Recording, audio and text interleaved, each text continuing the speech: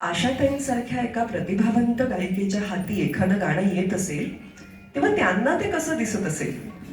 कारण अनेकदा मुलाखतींमधून जेव्हा आशाताईंना विचारलं जायचं, की तुमच्या गाण्यात हे इतकं एक्सप्रेशन येतं कुठून?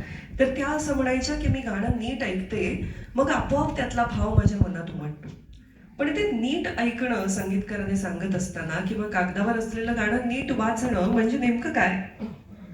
तर आशाताईंनीच एक प्रसंग नोंदवून ठेवलाय, त्यात मला याचं उत्तर सापडलं.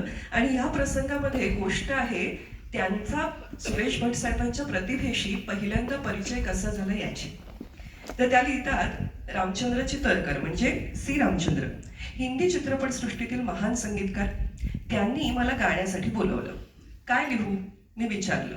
बघा आशाबाई सी रामचंद्रांसमोर गाणं लिहून घ्यायला बसल्यात, हातात वही पेन घेऊन. ते म्हणाले, ली मराठी गाणं आहे. मी चकित झाले. अण्णा मराठी गाणं देणार? कारण ते हिंदी सिनेमामध्ये खूप बिझी असायचे. हा आशाताई लिहा.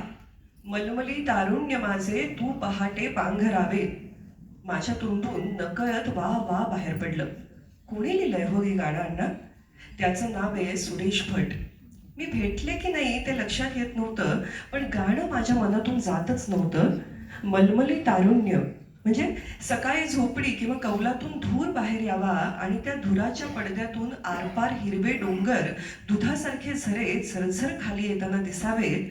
पण कसे? पातळ धुक्याच्या पडद्यामधून. तसे ते शब्द मला वाटले. आणि पुढे लिहिलं होतं, मोकळ्या केसात माझ्या तू जीवाला गुंत